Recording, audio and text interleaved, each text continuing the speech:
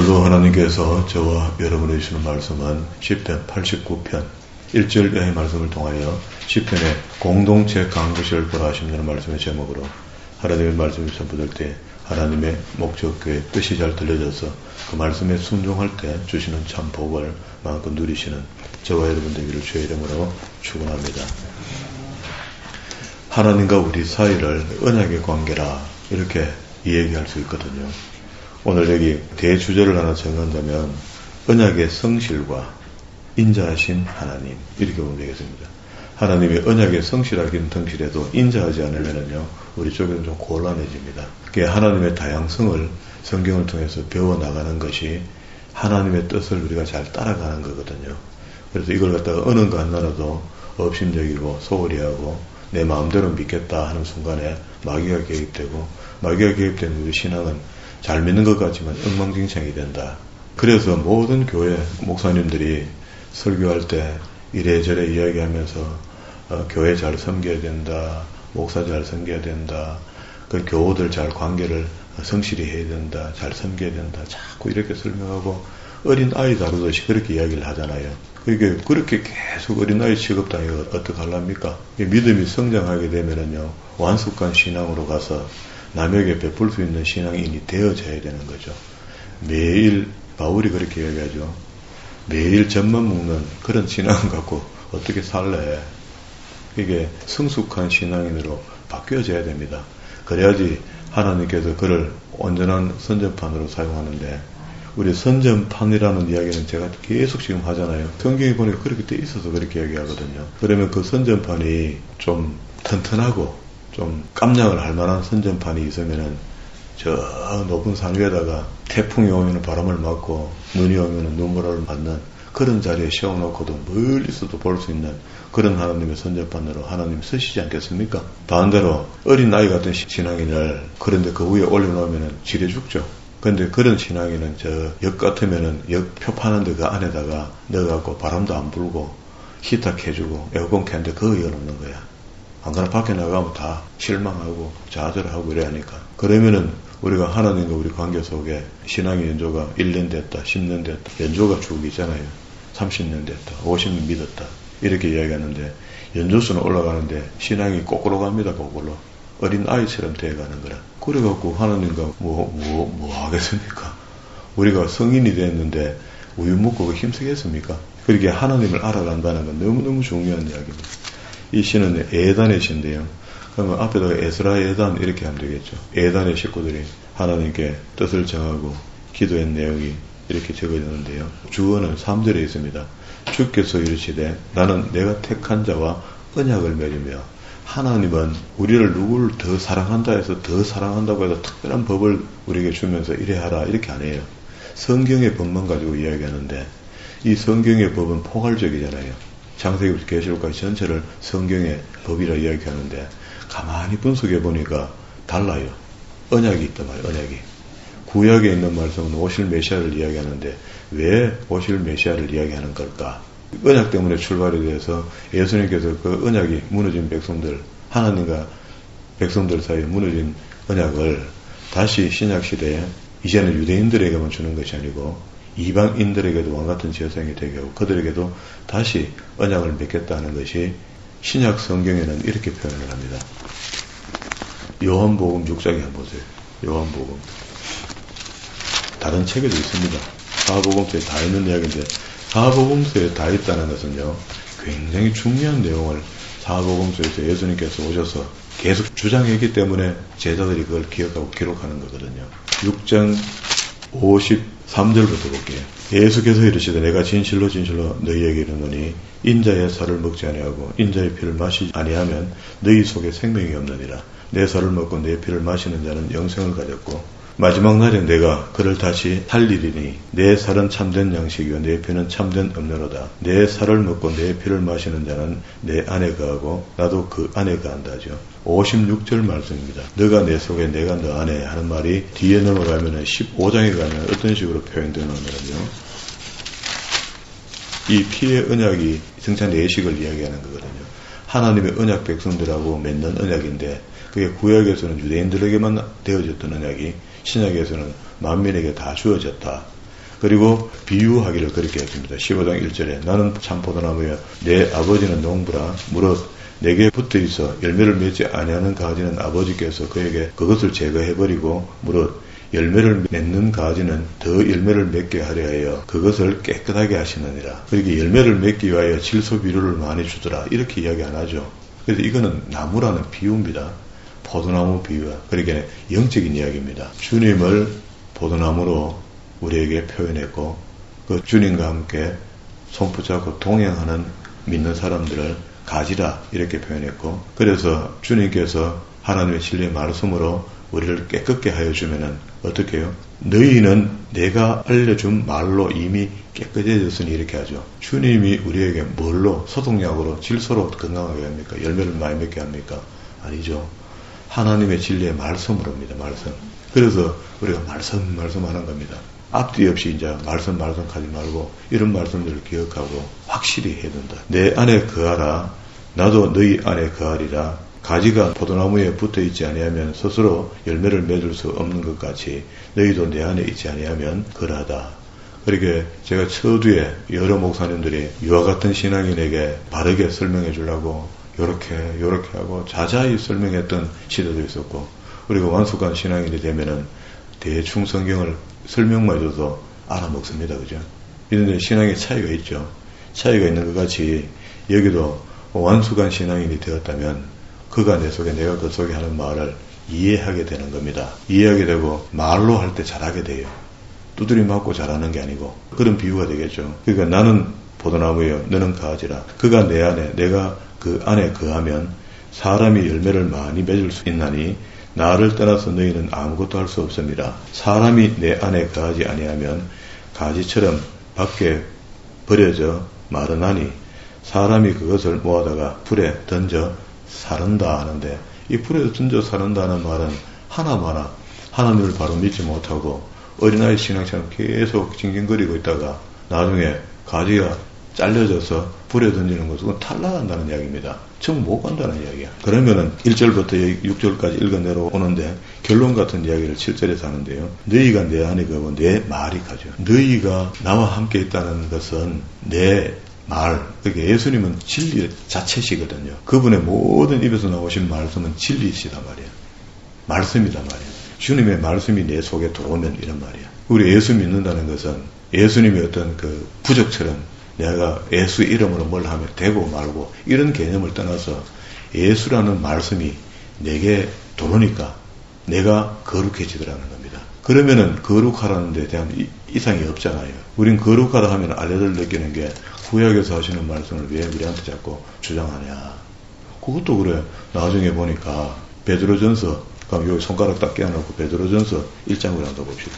베드로전서 1장에는요, 각 책이 다 그렇습니다. 그게 서신서 14권 속에 들어있는 그 내용이 구원받고 난 뒤에 이렇게 살아야 됩니다 하고 이 책에다가 기록해놨는데 그걸 우리가 분리를 못하니까 그렇게 못 읽어서 그렇거든요. 그래서 이걸 갖다가 요절만 가지고 이해했을 때는 전혀 달랐는데 베드로는 이야기합니다. 베드로가 이야기하는 중생, 베드로가 이야기하는 구원, 3절부터 이야기합니다.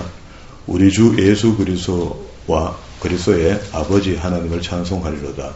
그의 많으신 긍휼대로 예수 그리스도를 죽은 자 가운데서 부활하게 하심으로 말미암아 우리를 거듭나게 하사 그 그리스도를 부활하게 하신 것은 십자가의 죽으심이고 십자가의 죽으심은 예수의 보혈의 피를 다 흘려줬고 그것을 인류가 지은 죄값을 지불한 겁니다. 그전에는 우리가 마귀에게 전당 잡혀 있던 것을 전당 잡혀 있다는 것은 값을 치르면 돌아오게 돼 있거든요. 그래서 예수의 피값으로 그걸 줬더니 우리가 마귀에게 전당 잡혀 있던 내 영혼들이 돌아온 겁니다. 지금 주님께로. 요걸 보고 거듭났다는 거야. 거듭났다는 사람은요.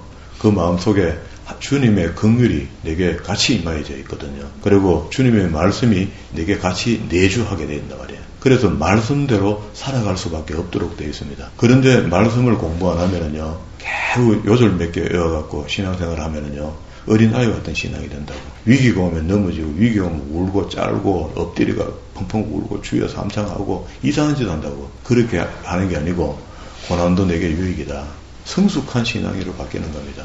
그래서 그런 위기 때에 하나님께 영광을 고난도 내게 유익이다는 고백을 해드릴 수 있는 신앙인 정도가 되면은 하나님이 그를 어떻게 안 인도하겠습니까?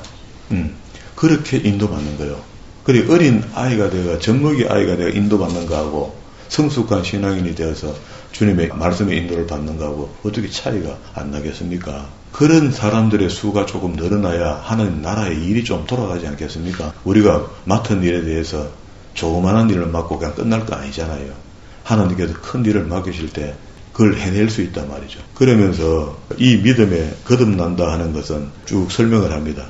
6절에 보세요. 그러므로 너희가 이제 여러 가지 시험으로 말미암아 잠깐 근심되게 되지 않을 수 없으나 오히려 크게 기뻐하는도다. 그러니까 시험은 우리에게 유익하다는 거죠. 우리 학교 다닐 때 시험 치는 거 말고 인생에 차디찬 고뇌를 마시게 되고요. 어느 사람 없이 다 그런 거 없는 사람이 없잖아요. 정도 것이 달라 그렇지. 너희 믿음의 확실함은 불로 연단하여도 없어질 것보다 더 귀하여. 이런 믿음이 돼야 되는데 어린 아이 같은 믿음이 되어서 젖안 주면 찡찡 짜르고 말이야.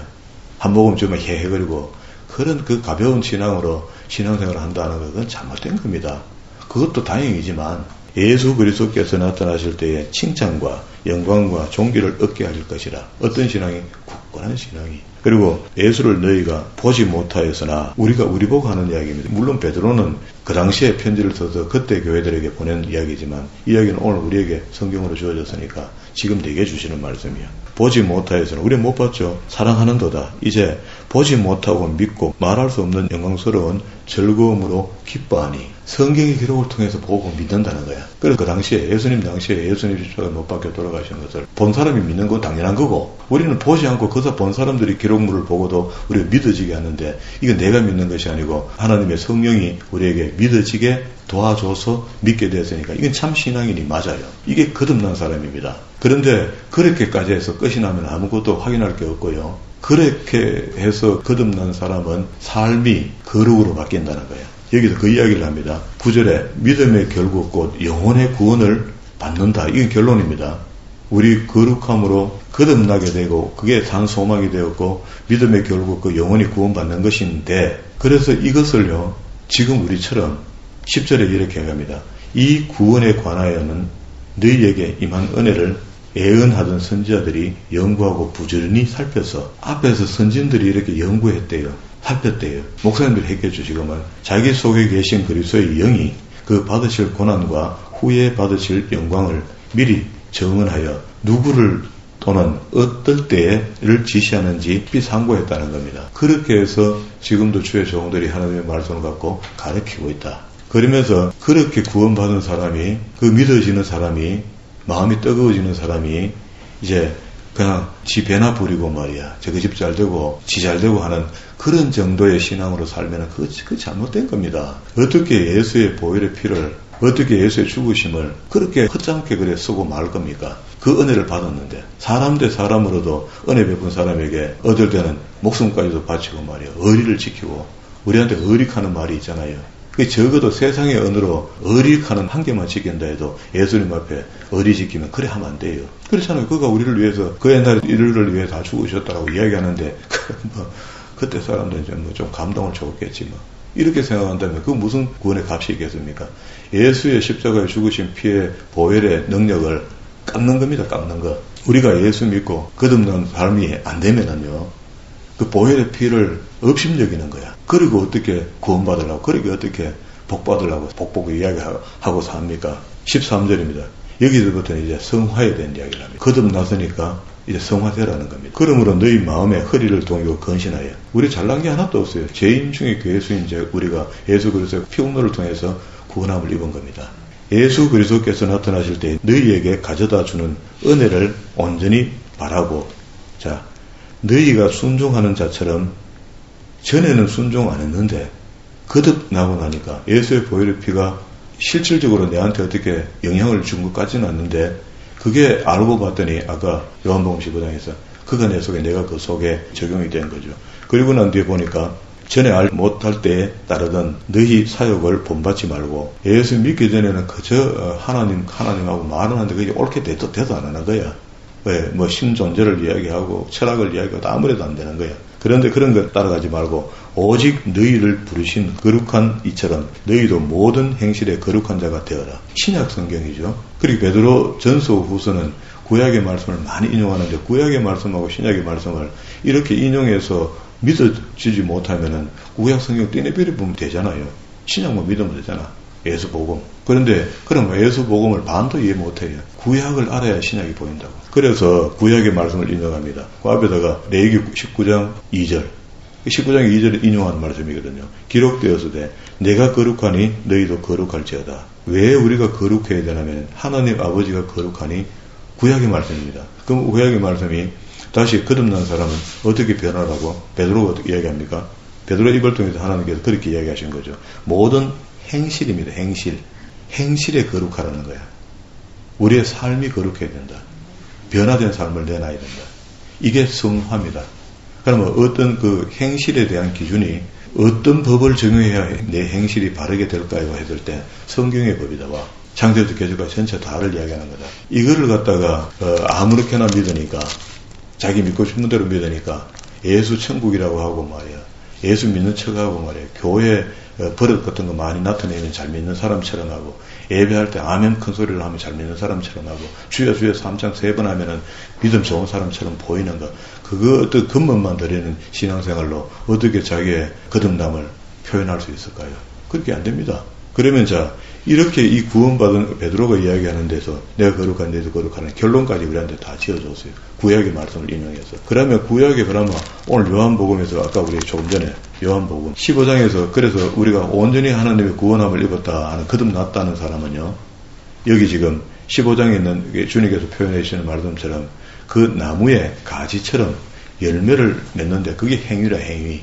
예수를 만났다는 사람은 우리 삶 속에서 행위가 열매다 말이야, 열매. 그러면은 이 행위는 어떤 식의 열매를 맺는지 그 비유잖아요. 비유가 7절에 너희가 내 안에 거하고 내 말이 너희 안에 들어왔을 때 말이죠. 진리가, 하나님의 진리가.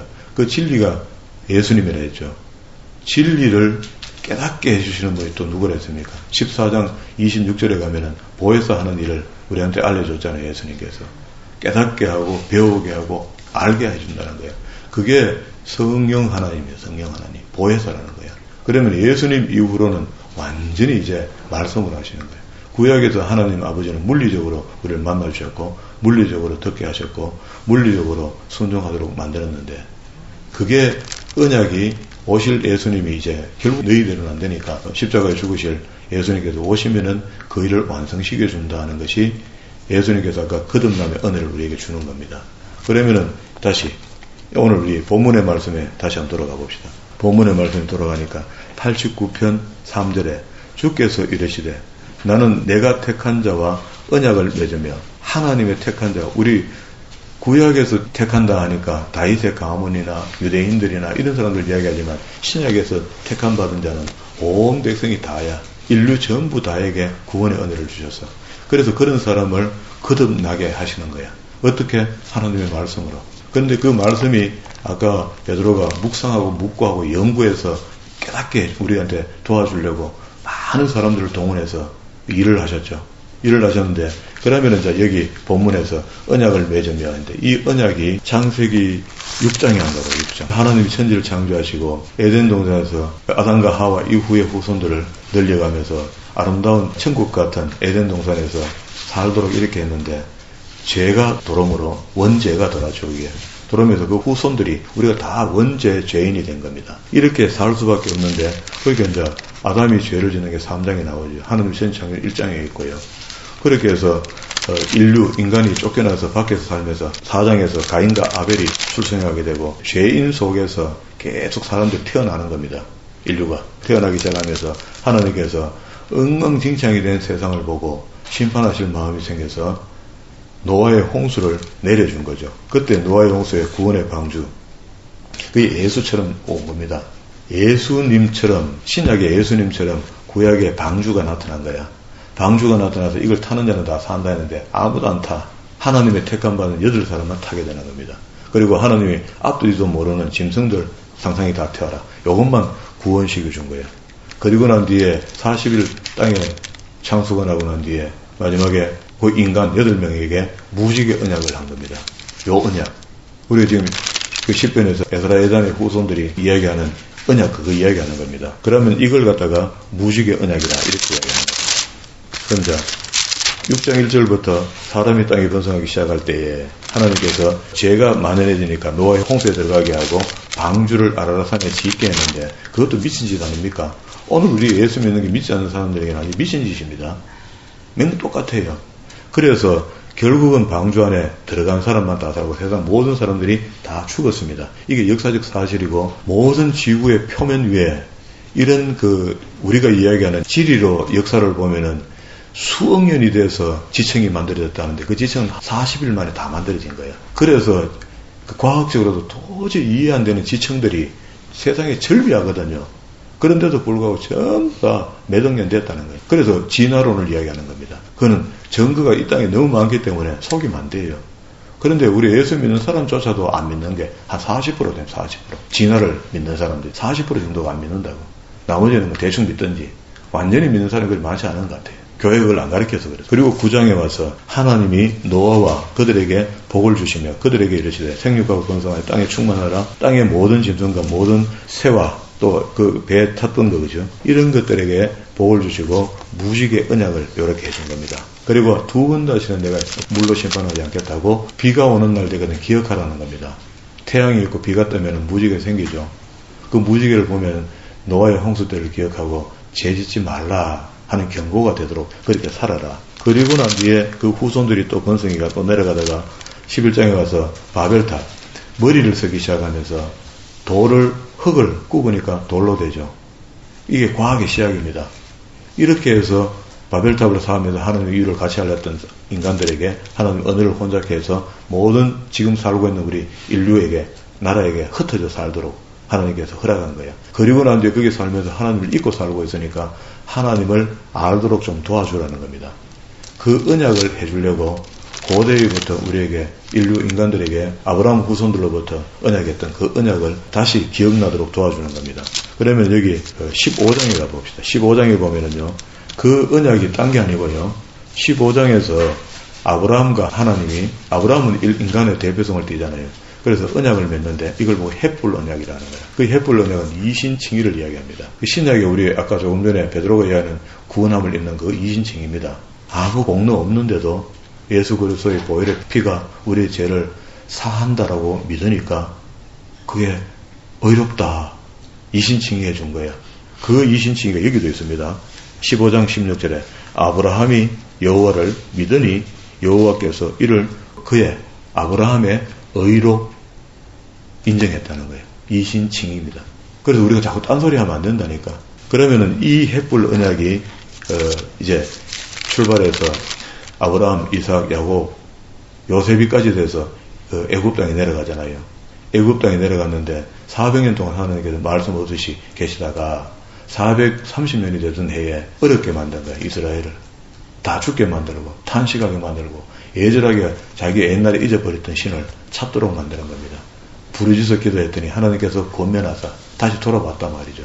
돌아보고 그들을 출애굽할 수 있도록 이야기했는데 출애굽기 12장에 가봅시다. 출애굽기 12장에 보면은요, 10번째 재앙 속에 그 땅의 민족과 애굽 민족들에게 10번의 재앙을 임하게 하면서 10번째 재앙은 장자의 죽음을 이야기하는 건데 그 장자의 죽음을 면하게 하는 방법은 딴 게 없다. 어린 양을 잡아가 자기 집에 문설주에다 바르면은 죽음의 그림자가 그 집을 덮치질 못한다.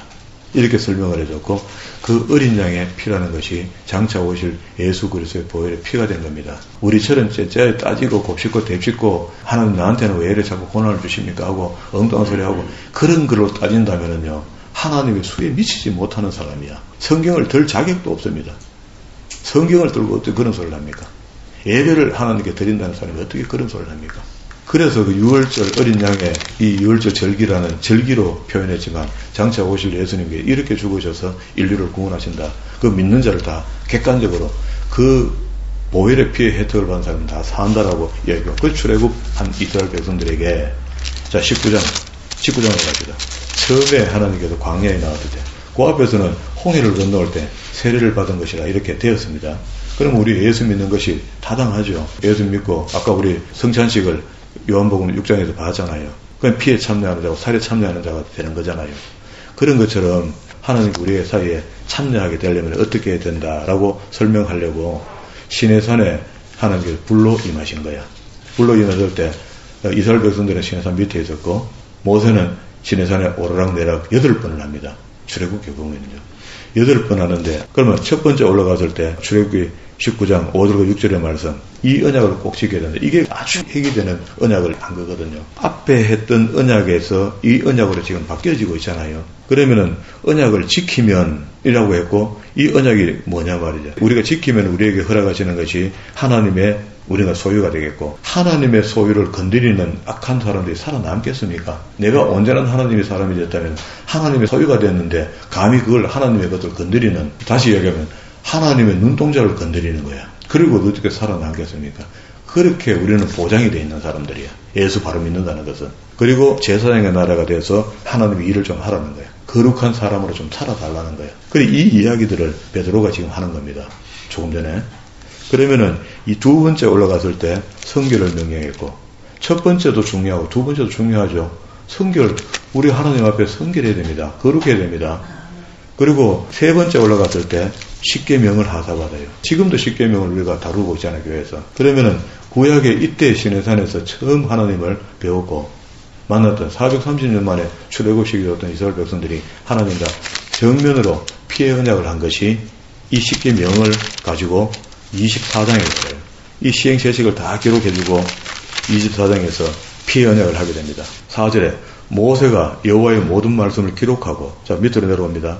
7절에 언약서를 가져다가 백성에게 낭독하여 듣게 하니 8절에 모세가 그 피를 가지고 백성에게 뿌리며 이르되 이는 여호와께서 이 모든 말씀에 대하여 너희와 세우신 어떻게 언약의 피라 하죠. 약속했던 것 앞에 어디서 이신칭이 15장 6절에 모든 하나님이 하시는 일들을 믿어드리면은 그걸 이신칭이 하겠다는 거야. 그러면 여기에 다시 문수화시켜서 십계명 시행세칙으로 살아가는 사람에게 이 언약을 해준 거야. 이것이 잘 지켜지지 않으니까 민수교회 38년 동안 불평불만하다가 다 죽었는데 그 사람들이 히브리서 기자가 내 안식에 들어오지 못한다 했으니까 이미 우리는 세례받고 구원함을 받았는데도 불구하고 언약서까지 받은 사람들이 다 천국 못 가버렸어. 그런데 우리는 무슨 배짱으로 다 천국 간다고 믿습니까? 바로 믿는 사람만 가는 거예요. 바로 알아야 됩니다. 그리고 신명기 29장에 갑니다. 그래서 민수교회에서 실패했던 사람들이 다시 이제 2세대와 3세대를 모아놓고 모압 평지에서 가나안 땅 들어가기 전에 천국 들어가기 전에 본 땅에 들어가기 전에 다시 한번 성경의 말씀을 통해서 십계명을 재해석합니다. 신명기 5장에 보세요. 5장 7절에 나 외에 다른 신을 너에게 두지 말라. 또 이야기하죠. 그러면 앞에서 계약할 때 20장에서 십계명을 주시고 21장, 22장, 23장에서 시행세칙을 이야기하고 24장에 피해 언약을 찍은 것처럼 여기 다시 2세대와 3세대, 1세대는 죽어버리고 없고요. 그 지옥 갔습니다. 그리고 남은 사람들에게 다시 모세가 한편의 설교를 한다 그랬죠. 한편의 설교 속에 주제를 잡아갑니다. 십계명을 이야기했어요. 그러면 이제 십계명을 이야기하고 난 뒤에 이 십계명을 꼭 지켜야 된다라고 십계명을 지난번에 좀 어렵게 이야기했는 것 같으니 그러면 모세가 이걸 쉽게 내가 설명해 줄게 하고 모세가 서술하기 시작합니다. 이거 26장까지 가요. 이거 양을 이만큼 한다고. 이렇게 지키도록 만들어주고 26장까지 하고 27장, 28장에 보면은 축복과 저주가 있죠. 말씀대로 살면은 복이고 안 살면 저주하고 분명히 그때 기록해 놨습니다. 그리고 난 뒤에 29장에 피해 도장 다시 찍습니다. 그러면은 문서가 어떻게 됩니까? 1장부터 여기까지죠. 29장까지죠. 28장에는 축복과 저주가 있는데 여기다 마무리했어요.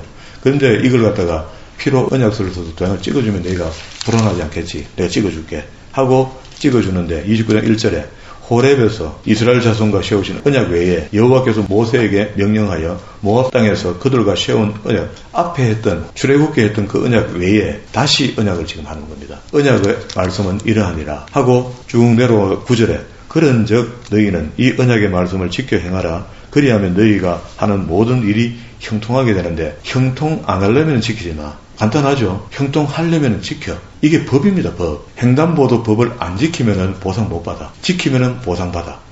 됐죠? 그리고 10절에 오늘 언약의 대상들입니다.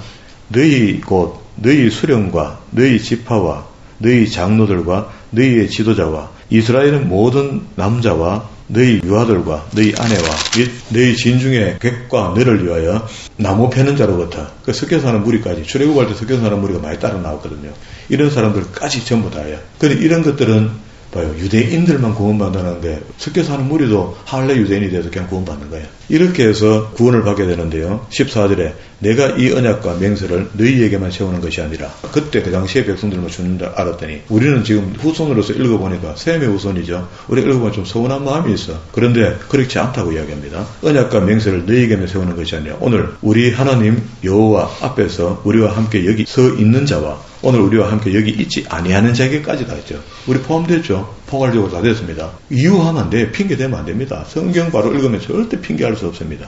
그리고 이 이야기조차 문서를 만들고도 불평하고 불만하면 안 된다라고 이야기 써놨습니다. 18절에 너희 중에 남자나 여자나 가족이나 집하나 오늘 그 마음이 우리 하나님 여호와를 떠나서 그 모든 민족의 신들에게 가서 섬길까 염려한다. 지금도 우리가 이 짓 하고 있잖아요. 우상숭배로 가잖아요. 예수 믿는데 교회 등록 안 하고 딴 데 가 또 엉뚱한 짓 하죠. 이렇게 하면 안 된다는 거예요. 그래서 30장에서 순종과 불순종의 딱 이야기를 다시 한번 더 합니다. 반드시 순종이라. 불순종하면 지옥 간다.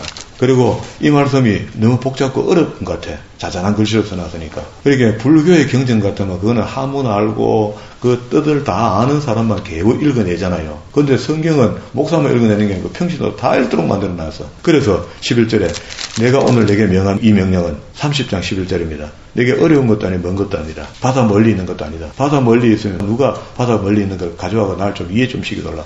엉뚱한 소리 찔찔하고 있다는 거야. 그런 게 아니다. 14절 오직 그 말씀이 내게 가까워서 내 입에 있으며 내 마음에 있은즉 내가 이를 행할 수 있느니라. 내가 누구? 우리가 행할 수 있는 말씀을 주셨다는 겁니다. 그래서 보라 내가 오늘 생명과 복과 사망과 화를 내 앞에 두었는데 이건 골라잡으면 돼요. 하나님이 공평합니다. 공과 의로 이렇게 하신 거예요. 그리고 16절에 곧 내가 오늘 내게 명하여 내 하나님 여호와를 사랑하고 그 모든 길로 행하여 그의 명령과 규례와 법들을 지키라 하는 것이라. 그리하면 내가 생존하며 번성할 것이요 또 내 하나님 여호와께서 내가 가서 차지할 땅에서 내가 복을 주실 것인데 우린 복을 빌어서 받기보다는 하나님께서 우리가 뭘 하면 복을 주겠다는 약속이 있단 말이야. 뭘 하세요. 뭘 하면은 복을 받도록 되어 있습니다. 그는 세상의 유교에서도 그렇게 이야기해요. 하물며 전능하신 하나님을 믿는다는 사람이 구원을 받았다라고 큰소리치는 사람들이 하나님 뜻대로는 하나도 안 살면서 매일 복 타령하고 있는 거예요. 그 복이 가능할까요? 성경은 안 가능하다 써놨습니다. 그러나 내가 만일 마음을 돌이켜 듣지 아니하고 17절입니다. 유혹을 받아 다른 신들에게 절하고 그를 섬기는 지금 요즘 계속해서 우리가 우상숭배에 대한 이야기를 하죠. 나는 우상숭배 안 한대. 안 하기는 뭘 안 해. 제일 먼저 돈 신부터 믿고 말이야. 요즘에 돈 떨어지면 아무것도 안 되는 것처럼 생각하고 있잖아요. 돈 없어서 산다. 주님 하나로 살 수 있다. 19절 후미에 너와 내 자손이 살기 위해 생명을 택하고 제발 좀 장깨 부리지 말고 신앙에 무슨 장깨가 필요합니까? 20절 내 하나님 여호와를 사랑하고 여기는 불순물이 들어가면 안 돼. 말씀을 청종하고 제발 좀 그를 의지하는 성도가 지금 이래서 합니까? 그는 생명이시오 장수시니 모든 필요를 주시는 분이에요. 여호와께서 내 조상 아브라함과 이삭과 야곱에게 주리라고 맹세하신 땅을 거주하게 해주겠다. 이거는 천국 보내주겠다는 이야기입니다. 그렇게 살면 천국 보내주겠다는 거예요. 이 행위로 구원받는 거 아닙니다. 예수 그리스도 보혈의 피공로로 우리가 구원받았으니까 거룩한 성도의 삶을 산다는 것은 성경의 구약의 말씀이 육신의 삶을 설명하거든요. 이렇게 경건한 거룩한 삶을 살면은 천국 백성이 확실하다는 거라. 그렇게 반대로 그렇지 않으면 어떻게 해요? 없다는 거예요. 오늘 그래서 여기 다시 본문으로 돌아와서 하나님의 만약에 인자와 1절에 보세요. 내가 여호와의 인자하심 영원히 노래하는 거 그걸 인정해야 되죠. 하나님 인자하심을 성실하심이 만약에 인자하심과 성실하심이 없으면 우리는 중간에 가다 다 나고야. 그런데 그 인자하심과 성실하심 때문에 뭐 때문에 그런다 합니까? 약속 때문에 그렇다는 언약 때문에. 주께서 3절에 이르시되 나는 내가 택한 자와 언약을 맺으며 내 종 다윗에게 맹세하기를 나는 내 자손을 영원히 견고하게 하며 내 왕위를 대대에 세우리라 하셨나이다 셜라 했는데 이 일이 영원히 세워진 것이 우리가 지금 구원을 보장받은 겁니다. 언약에 근거해서 그래요. 그 구약 성경에 이걸 토대로 이야기하고 오늘 베드로의 거룩을 이야기하니 베드로의 거듭남을 설명했단 말입니다. 그러면 우리가 지금 알고 있는 거는 다 어느 정도 어렴풋이 알고 있긴 하는데 반응을 그렇게 안 하고 있는 것 같아요. 언약 받은 백성, 구원 받은 백성처럼 반응 안 하는 것 같아. 이게 우리 기독교고 아주 클리어하죠. 단순하죠. 담백하죠. 우리가 지금 이때까지 믿어왔던 구질구질하게 믿는 것처럼 말이야. 드득드득한 그 진리가 하나도 드득드득한 게 없지 않습니까? 아주 간결하지 않습니까? 이 기준 갖고 자기 꾀를 넣어서 자꾸 희석해하고 복잡하게 만들지 말고 예수 그리스도를 믿고 구원받는 겁니다. 믿었다는 것은 그의 말씀이 우리에게 들어온 것이고 그의 말씀이 들어왔다는 건 그 말씀을 지키라고 준 것이지 그 말씀으로 우리한테 장식하라고 준 거 아니거든요. 성경을 들고 장식품으로 차 안에다 넣어놓고 말이야. 일도 안 하고 보도 안 하고 배우도 안 하고 강 큰 사람처럼 산다고.